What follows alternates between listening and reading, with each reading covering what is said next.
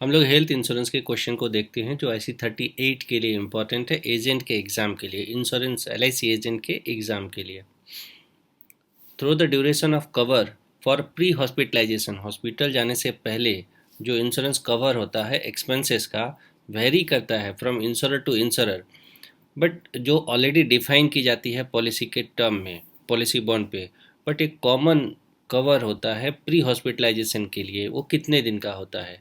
हमारे पास ऑप्शन आते हैं 15 डेज, 30 डेज, 45 डेज और 60 डेज। हमारा आंसर होता है 30 डेज। 30 डेज का ही एक common pre hospitalization cover available होता है इंश्योरेंस के लिए, हेल्थ इंश्योरेंस के लिए। सेकेंड क्वेश्चन में हम आते हैं, हेल्थ इंश्योरेंस डिज़ाइन किसके लिए डिज़ाइन किया गया है? To handle which of the following risk, किस तरह के रिस्क को हैंडल करने के लिए हेल्थ इंश्योरेंस को डिज़ाइन किया गया है? तो मोर्टेलिटी, मॉर्बिडिटी, इन्फिनिटी एंड और। बट जो इंश्योरेंस के लिए कॉमन वर्ड है वो है मोर्टेलिटी और मॉर्बिडिटी। हेल्थ इंश्योरेंस के लिए मोर्टेलिटी होता है मृत्यु दर, और मॉर्बिडिटी बीमारियों की संख्या, बीमारों की संख्या। तो इनसे हेल्थ इंश्योरेंस जैसे ही वर्ड आता है तो हम मॉर्बिडिटी सेलेक्ट करते हैं। Morbidity refer to an illness or disease and mortality refers to death. Both terms are use in statics, जो स्टैटिक्स के लिए होता है। नॉर्मली हम प्रीमियम कितना मोर्टेलिटी रेट है उसके आधार पे प्रीमियम भी डिसाइड होता है, but health insurance is design to handle which of the following risk आया तो मॉर्बिडिटी ही होगा। Identify which of the following statement is correct, इसमें से कौन सा ऑप्शन सही है? Health insurance deal with morbidity, यही सही है। अब आते हैं, who cannot be covered under the family floater policy. Family floater policy का मीनिंग होता है एक ही पॉलिसी का कवर जिसमें कंप्लीट फैमिली को इंश्योरेंस कवर मिलता है। सपोज अगर किसी ने 10 लाख की पॉलिसी ली है और वो फैमिली फ्लोटर पॉलिसी है तो उस फैमिली के जितने लोग हैं वो सब उस पॉलिसी में कवर होते हैं। फैमिली में कौन कौन? मदर, फादर, हस्बैंड, वाइफ, बच्चे, लेकिन मैटरनल अंकल इसमें कंसिडर नहीं होगा। तो यहाँ पे पूछा जाता है who cannot be covered under the family floater policy. कोई भी फैमिली फ्लोटर पॉलिसी है उसमें कौन कवर नहीं होगा? तो मैटरनल अंकल। IRDA के रूल और रेगुलेशन जो फरवरी 2013 में आया है, ग्रेस पीरियड क्या है? कब? जब पॉलिसी का एक्सपायरी डेट होता है और उसके बाद रिन्यूअल के लिए, पॉलिसी जिस दिन एक्सपायर होता है और उसके बाद के रिन्यूअल के लिए कितने दिन का होता है। तो नॉर्मल पॉलिसी में अगर मोड ईयरली, हाफ ईयरली और क्वार्टरली है तो हम 30 डेज का ग्रेस पीरियड लेते हैं, लेकिन अगर मंथली रहता है तो 15 डेज का ग्रेस पीरियड होता है। यहाँ पे ऐसा कुछ क्लेरिफिकेशन नहीं है कि कौन सा मोड है, तो 30 डेज का ग्रेस पीरियड होगा हेल्थ इंश्योरेंस के लिए।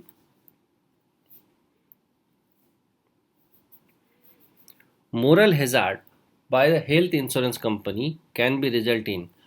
हैजार्ड को 3 भागों में बांटते हैं, रिस्क को 3 भागों में बांटते हैं insurance company. Health hazard, health से रिलेटेड, या जिसको हम फिजिकल हैजार्ड कहते हैं, जिसमें कि किसी बंदे की हेल्थ से रिलेटेड कितने रिस्क है उसका असेस की जाती है। दूसरा फाइनेंशियल अंडरराइटिंग, और एक होता है मोरल हैजार्ड। मोरल हैजार्ड में जो प्रपोजर होता है उसका इंटेंशन देखा जाता है, कौन से इंटेंशन से उनको पॉलिसी चाहिए। Moral hazard by health insurance can be result in, किसके छांटने के लिए? तो एडवर्स सिलेक्शन ना हो जाए उसके लिए मोरल हैजार्ड को हेल्थ इंश्योरेंस कंपनी रिजल्ट करता है। Which of the following statement is correct. अब यहाँ पे एक कन्फ्यूजन होता है कि कभी कभी देता है which of the following is statement is incorrect and which is correct, तो वहाँ पे ध्यान देने की ज़रूरत होती है कि करेक्ट पूछा है या इनकरेक्ट पूछा है। अभी regarding the hospitalization expenses, hospitalization expenses से रिलेटेड कौन सा सेंटेंस है जो करेक्ट है? केवल only hospitalization expenses are covered? नहीं, प्री हॉस्पिटलाइजेशन, हॉस्पिटल से पहले का भी जो खर्चा होता है वो भी कवर होता है इंश्योरेंस, हेल्थ इंश्योरेंस पॉलिसीज़ में।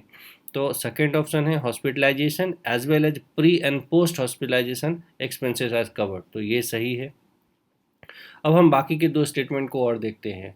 hospitalization as well as pre and post hospitalization expenses covered and lump sum amount is paid to the family member in the event of insurer death। नहीं, ये नहीं होता है। अगर उन्होंने साथ में एक टर्म इंश्योरेंस भी ली है तो ये सही होगा। तो हमारे पास केवल ऑप्शन 2 ही अभी तक सही है। अब फोर्थ ऑप्शन चेक करते हैं। Hospitalization expenses are covered from first year and pre and post hospitalization expenses are covered from second year. नहीं, ये गलत है। तो हमारे पास केवल हमारा आंसर सही है कि हॉस्पिटलाइजेशन से रिलेटेड प्री और post expenses both are covered होते हैं। तो option 2 will be the correct answer. Which of the following statement is correct regarding to the cashless services. Cashless services क्या होता है कि हमको एक बेनिफिट दी जाती है हेल्थ इंश्योरर द्वारा, हेल्थ इंश्योरेंस की कंपनी द्वारा, कि अगर हम बीमार पड़ते हैं तो हमको पहले से कैश कैरी करने की ज़रूरत नहीं है। हॉस्पिटल में हम एडमिट होते हैं, हमारा बाकी के सारे बिल को टेक केयर की जाती है हमारे इंश्योरेंस कंपनी के द्वारा। अब चेक करते हैं इनके option. It is a environment friendly go green initiative. नहीं नहीं, ये ऑप्शन गलत है। इससे उसका इन्वायरमेंट से कुछ फ़र्क नहीं पड़ता है। Service is provided by the free of cost to the insured and no cash to be paid as a payment is made by the government to the insurance company under the special scheme. All payment, third option है, all payment by the made by insured to have to made through the internet banking. नहीं, ये गलत है। The insured does not pay and the insurance company settle the bill directly through the hospital। तो fourth option is correct answer. अब आते हैं कि कौन सा एक फुल फॉर्म है पीपीएन का। पीपीएन किसको कहते हैं? पब्लिक प्रेफर्ड नेटवर्क या प्रेफर्ड प्रोवाइडर नेटवर्क या पब्लिक प्राइवेट नेटवर्क, या अलग अलग नेटवर्क होते हैं जो हॉस्पिटल का जब हम इलाज कराने के लिए जाते हैं in terms of health insurance का। तो इंडिया में मोस्टली पीपीएन का मीनिंग प्रेफर्ड प्रोवाइडर नेटवर्क होता है। अब यहाँ पे एक चीज़ और देखने का है कि ये पीपीएन होता क्या है। An indemnity plan where covered provided by network of selected health care providers, यानी पीपीएन में प्रेफर्ड प्रोवाइडर नेटवर्क में जो पीपीएन का फुल फॉर्म है, सेलेक्टेड हॉस्पिटल और फिजिशियन प्लान कवर करता है पीपीएन के थ्रू। मीन्स हमारे पास अगर हमने हेल्थ इंश्योरेंस लिया है तो जो प्रेफर्ड प्रोवाइडर नेटवर्क है, मीन्स उस नेटवर्क के जो भी हॉस्पिटल है वहाँ पे ही हम इलाज कराते हैं या फिजिशियन से। Identify which of the below statement is incorrect. An employer can take a group insurance group policy to his employ. Correct है। यहाँ पे हमको इनकरेक्ट सेलेक्ट करना है। एक एम्प्लॉयर अपने सारे एम्प्लॉय के लिए ग्रुप पॉलिसी ले सकता है। A bank can take a group policy to its customer. A shopkeeper can take a group policy to its customer. Group policy taken by employer to his employ can be extended to include the family members. नहीं, तो ये shopkeepers वाला option गलत है। Shopkeepers can take the policy to its customer, ये नहीं होगा। Underwriting is a process of. Normally हम जाने कि अंडर राइटिंग होता क्या है। Under writing means assessment of risk. Risk already मैंने बताया, physical risk, moral hazard risk, occupational risk और फाइनेंशियल रिस्क होते हैं। फाइनेंशियल असेसमेंट रिस्क होता है। अब यहाँ पे पूछा जाता है कि underwriting is a process, किस चीज़ का प्रोसेस है? तो मार्केटिंग इंश्योरेंस प्रोडक्ट? नहीं। Collecting premium from customer? नहीं। Risk selection and risk pricing. तो रिस्क सेलेक्शन और रिस्क प्राइसिंग अंडर राइटिंग के प्रोसेस में आता है। Selling various insurance product underwriting का पार्ट नहीं है। Principle of utmost good faith in underwriting required to be followed by, किसके द्वारा होता है? Principle of utmost good faith कहते हैं वट एवर द इनपुट और वट एवर जो भी डेटा दी गई है, किसके द्वारा? इंश्योरर को इंश्योर्ड पर्सन के द्वारा, वो सही है, अटमोस्ट गुड फेथ कहते हैं। तो इसके लिए हमारे पास ऑप्शन आता है बोथ, इंश्योरर के लिए भी और इंश्योर्ड के लिए भी। जो कुछ भी डेटा उन्होंने प्रोवाइड किया है both are correct. Insurable interest कहते हैं मान लो मेरे कमाए गए पैसे पे जिन लोगों को का जीवन यापन होता है उन सब के साथ मेरा इंश्योरेबल इंटरेस्ट है।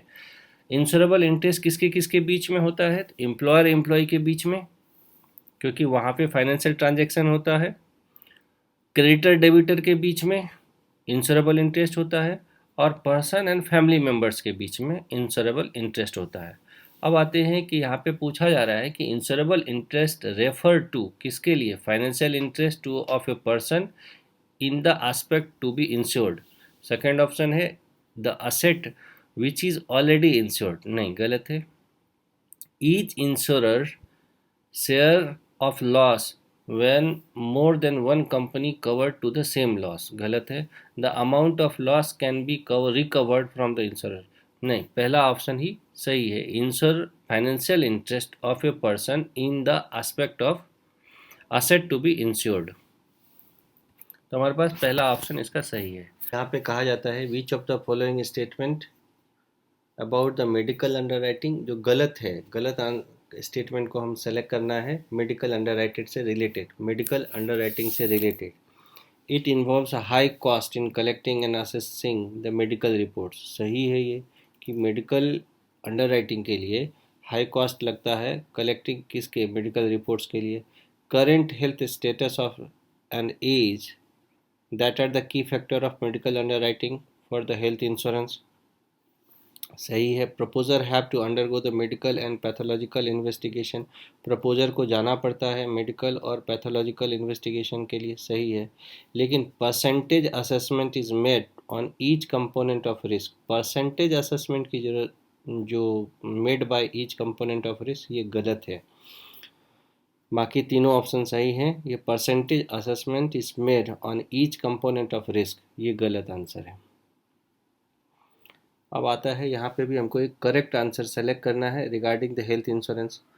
हेल्थ इंश्योरेंस में पहला ऑप्शन है हमारे पास in a group health insurance any of the individual constituting of the group could anti select against the insurer. कहा जा रहा है कि individual constituting of a group could anti select against insurer. गलत है ये। A group insurance group health insurance is provide coverage only to the employer employ. नहीं, group health insurance केवल एम्प्लॉयर एम्प्लॉय को दिया जाता है, ये भी ऐसा सही नहीं है। तो बोथ ऑप्शन आर इनकरेक्ट, दोनों स्टेटमेंट फॉल्स हैं। विच of the following factors does not affect the morbidity of individuals. Morbidity यानी बीमारी या बीमारियों की संख्या, कौन सा फैक्टर इफेक्ट नहीं करता है? तो जेंडर यानी मेल फीमेल है या नहीं है, ये इफेक्ट करता है। स्पाउस का जॉब इफेक्ट नहीं करता है उसके बीमारी और है या नहीं है। हेल्थ रेसिडेंस लोकेशन, नहीं, स्पाउस जॉब करेक्ट आंसर है। ये फैक्टर इफेक्ट नहीं करता है मॉर्बिडिटी ऑफ हेल्थ इंडिविजुअल के लिए। According to the principle of indemnity the insured is paid. Principle of indemnity कहते हैं कि जब मान लो मैंने 10 लाख का इंश्योरेंस लिया है और मेरा नुकसान हो जाता है 15 लाख का, भले तो हमको इंश्योरर या कोई भी इंश्योरेंस कंपनी 10 लाख का ही इंश्योरेंस कवरेज देगा, 10 लाख का ही हमको पैसा मिलेगा, 10 लाख रुपए ही मिलेगा, इररेस्पेक्टिव ऑफ मेरा एक्चुअल लॉस कितना हुआ। ये प्रिंसिपल ऑफ इंडेमनिटी कहता है। अब यहाँ पे पूछा जा रहा है कि according to the principle indemnity insured is paid for, कितना अमाउंट तक पेड किया जाता है प्रिंसिपल ऑफ इंडेमनिटी के हिसाब से? तो actual loss to the extent of sum assured, ये सही है। ये दूसरा ऑप्शन है sum assure irrespective of amount actual spent, गलत है। Sum assure of irrespective of amount of actual expend कैसे होगा, ये भी गलत है। A fix amount agreed between both parties, गलत है। Actual losses irrespective of sum assure, नहीं। प्रिंसिपल ऑफ इंडेमनिटी कहता है जो सम एश्योर है उतना हमको पैसा मिलता है अगर लॉसेस उससे ज़्यादा का भी हुआ तो। First and primary source of information about the applicant for underwriting, पहला सोर्स क्या है? ये सोर्स ऑफ इंफॉर्मेशन तो age proof, financial document, previous and medical report नहीं होगा। प्रपोजल फॉर्म पे पहला सोर्स होता है अंडर राइटर के लिए source of information. Underwriting process is completed when, under इसमें पूछा जा रहा है कि अंडर राइटिंग यानी असेसमेंट ऑफ रिस्क कब कंप्लीट माना जाता है। All the critical information related to the health and personal detail of the proposer are collected through the proposal form. नहीं, केवल इंफॉर्मेशन कलेक्ट करने से असेसमेंट ऑफ रिस्क नहीं होगा complete. All the medical examination and test of the proposal are complete, गलत है। The received information is carefully assessed and classified into the appropriate risk category, ये सही है। The policy is issued to the proposer after the risk selecting and pricing, नहीं। Third option जिसमें कि information receive की जाती है, केयरफुली असेस की जाती है और क्लासिफाइड किया जाता है इनटू अप्रोप्रिएट रिस्क कैटेगरी में, तभी अंडर राइटर या अंडर राइटिंग का प्रोसेस कंप्लीट माना जाता है। Of the following statement about the numerical rating method is incorrect। अब numerical rating क्या होता है, तो कोई भी पर्टिकुलर डिजीज या रिस्क को अलग अलग रेटिंग दी जाती है। अब यहाँ पे मान लो कोई स्मोकर है तो वो अलग रेटिंग में आएगा, उसको अलग नंबरिकल रेटिंग में रहेगा, और नॉन स्मोकर है उसको अलग रेट की पहले से ही की जाती है स्पेसिफिक पर्सन के द्वारा, ताकि अंडर राइटिंग प्रोसेस ईजी हो जाए और उनका प्रीमियम डिसाइड करना और उसको पॉलिसी मिलेगा या नहीं पॉलिसी मिलेगा ये भी डिसाइड करना आसान हो जाए। तब यहाँ पे पूछ रहा है कि कौन सा ऑप्शन इनकरेक्ट है। Numerical rating method provide the greater speed in the handling of large business with the help of train personal, ये सही है। एनालिसिस ऑफ डिफिकल्ट और doubtful cases is not possible on the basis of numerical point without medical referee, नहीं ये गलत है। उल्टा आसान हो जाता है एनालिसिस ऑफ डिफिकल्ट और डाउटफुल केसेस के लिए न्यूमेरिकल रेटिंग से, ये दूसरा ऑप्शन गलत है। अब थर्ड भी हम चेक करते, the method can be use by the person without a specific knowledge, नहीं सही है। It ensure the consistency between the decision of different people, तो हमारे पास जो दूसरा ऑप्शन है वही होगा। एनालिसिस ऑफ डिफिकल्ट और doubtful cases is not possible on the basis of numerical points, ये गलत है। अब यहाँ पे पूछा जा रहा है who among the following is not a stakeholder. अब स्टेक होल्डर कौन कौन होता है, तो कोई भी कंपनी के जितने एम्प्लॉय होते हैं, कोई भी कंपनी के जितने शेयर होल्डर होते हैं, वो सब उसका स्टेक होल्डर होता है।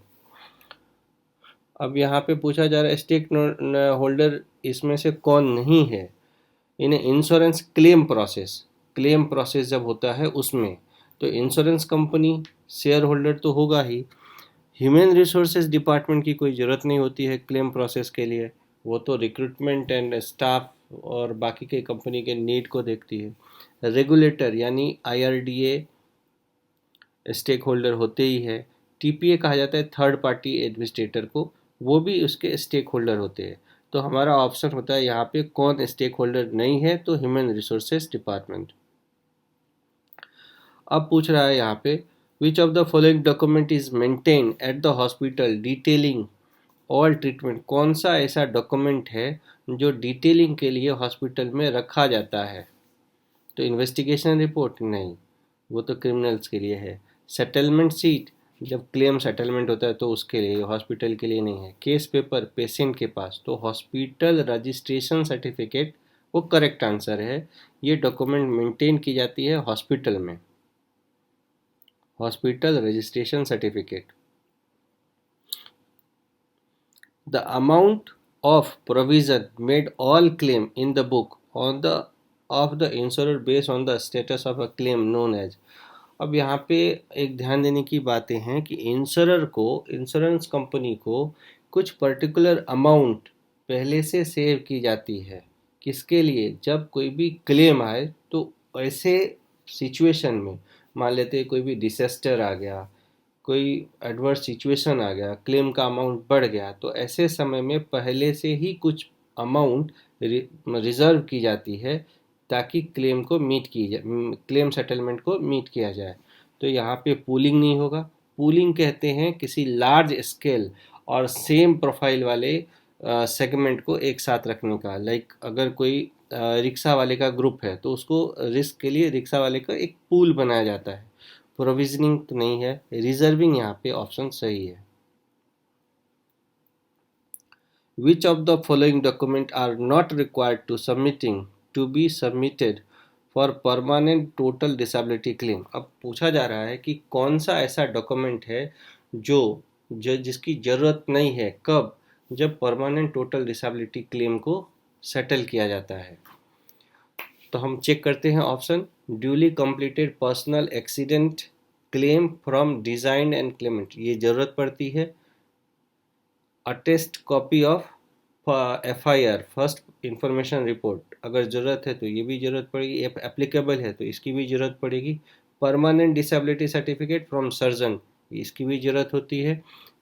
लेकिन फिटनेस सर्टिफिकेट की ज़रूरत नहीं है कि पहले से वो फिटनेस सर्टिफिकेट उसके पास था या नहीं है, इसकी ज़रूरत नहीं पड़ती है। कब? जब परमानेंट टोटल डिसेबिलिटी क्लेम आता है तो बंदे का फिटनेस सर्टिफिकेट की ज़रूरत नहीं है। तो ऑप्शन 4 हमारा सही आंसर है। अब पूछा जाता है dash are paid upfront by assistance company. Assistance company कौन से केसेस में पहले पैसा देता है और बाद में इंश्योरेंस कंपनी दी जाती है? तो हमको सीधा याद रखने का है, बेल बॉन्ड केस जब रहता है तो अपफ्रंट पहले ही पैसा दी जाती है असिस्टेंस कंपनी द्वारा और बाद में इंश्योरेंस कंपनी पैसा देता है। तो bail bond cases. Who among the following is considered as a primary stakeholder in insurance claim process? अब प्राइमरी स्टेक कौन होगा इंश्योरेंस कंपनी का? तो customer, owner, underwriter. Primary, who is the first primary stakeholders? तो यहाँ पे customer है जो है वो हमारा प्राइमरी स्टेक होल्डर्स होता है इंश्योरेंस कंपनी का इन क्लेम प्रोसेस में। ध्यान देने का है, who among the following is consider as a primary stakeholder? तो ऑलवेज कस्टमर्स। अब एक क्वेश्चन है यहाँ पे, mister Girish Saxena insurance company was denied by the insurance company. Girish Saxena का इंश्योरेंस क्लेम को इंश्योरेंस कंपनी ने डिनाई किया है। In the case of denial what are the options available to the Girish Saxena? अब कौन कौन से ऑप्शंस गिरीश सक्सेना के पास अवेलेबल है अगर उसका इंश्योरेंस कंपनी ने क्लेम को रिजेक्ट किया है? तो गवर्नमेंट को अप्रोच कर सकता है, गलत है। Approach to the legal authority, सही है। अब गिरीश सक्सेना का क्लेम डिनाई हुआ है तो लीगल अथॉरिटी, अब ध्यान देने के लिए कि लीगल अथॉरिटी यहाँ कौन कौन आएगा? तो कोपा आएगा, कंज्यूमर फोरम आएगा, सिविल कोर्ट आएगा, अम्बर्ट्समैन द बेस्ट ऑप्शन है, अम्बर्ट्समैन को अप्रोच कर सकता है। तो यहाँ पे गिरीश सक्सेना का क्लेम अगर डिनाइड हुआ है तो गिरीश सक्सेना लीगल अथॉरिटी के पास अप्रोच कर सकता है। तो ऑप्शन हमारा to approach the legal authorities. During the investigation of health insurance claim presented by Rajeev Mahato, Rajeev Mahato के इन्वेस्टिगेशन क्लेम के टाइम में पता चला कि इंश्योरेंस कंपनी को पता चला कि राजीव महतो का brother Rajesh Mahato has been admitted, वो एडमिटेड था हॉस्पिटल में फॉर ट्रीटमेंट। राजीव मेहता का भाई राजेश महतो हॉस्पिटल में एडमिट था, तो और Rajesh Mahato has admitted to the hospital. जब ये क्लेम आता है तो पता चलता है कि राजेश महतो के जगह पे राजीव महतो एडमिट हुआ था और उसका क्लेम प्रोसेस के लिए दी जाती है। तो इस तरह के फ्रॉड को, जबकि पॉलिसी फैमिली फ्लोटर पॉलिसी नहीं है, अगर फैमिली फ्लोटर पॉलिसी रहती तो ये फ्रॉड में नहीं आता। तो इस तरह के फ्रॉड को, this is the example of कौन से तरह के फ्रॉड को में जाना जाएगा? तो इम्पर्सोनेशन फ्रॉड में इसकी गिनती होगा। तो इसका आंसर इम्पर्सोनेशन ही होता है। Under which of the following condition the domiciliary hospitalization covered? अब इसमें पूछा जा रहा है कि कौन से कंडीशन में डोमिसिलियरी हॉस्पिटलाइजेशन कवर को covered under the health insurance policy. पहला कंडीशन है the condition of the patient is such that he or she can be remove from hospital but not prefer, मैंने वो हॉस्पिटल से तो जा सकता है बट वो प्रेफर नहीं है। पेशेंट को हॉस्पिटल से जाना अभी तक डॉक्टर ने नहीं बोला है और क्या ऐसे समय में डोमिसिलियरी हॉस्पिटलाइजेशन का खर्चा मिलेगा? नहीं।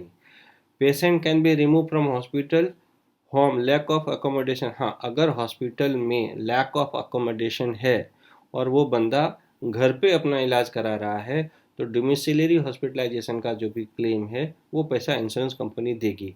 तो हमारे पास सेकेंड ऑप्शन सही है कि अगर हॉस्पिटल में अकोमोडेशन का प्रॉब्लम है तो बंदा घर पे भी इलाज कराता है तो उसका पैसा हेल्थ इंश्योरेंस कंपनी प्रोवाइड करेगी। अब यहाँ पे पूछा जा रहा है which of the following code capture the procedure perform to treat the illness.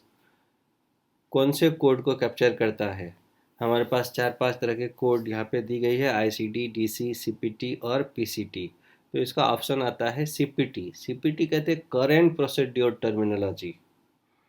बस सीपीटी याद किया करना है हमको। सीपीटी एक ऐसा कोड है जब प्रोसीड्योर को परफॉर्म के लिए, इलनेस को टू ट्रीट द इलनेस के लिए सीपीटी करेंट प्रोसीड्योर टर्मिनोलॉजी को के कोड को कैप्चर किया जाता है। कुछ और एब्रिविएशन है जिसको कि मैंने एक जगह किया है, कुछ इंपॉर्टेंट भी हैं इसमें से। आईसीडी, इसका फुल फॉर्म होता है international classification of disease. CD, cash deposit. DC, doctor of chiropractic, जरूरत नहीं है ये। पीसीटी, प्राइमरी केयर टीम या terminology. PCP, primary care physician. TPA बहुत इंपॉर्टेंट है, कई बार पूछता है इसके full form, third party administrator. MPP, minimum premium plan. MSA, major saving account. ये कुछ टर्मिनोलॉजी है जो एक जगह मैंने करके रखा है ताकि कभी फुल फॉर्म पूछा तो आपको समझ में आना चाहिए। तो ये हमारे हेल्थ इंश्योरेंस से रिलेटेड कुछ क्वेश्चन और उसके आंसर थे जो IC 38 के एग्ज़ाम के लिए बहुत इंपॉर्टेंट हैं। Thanks a lot.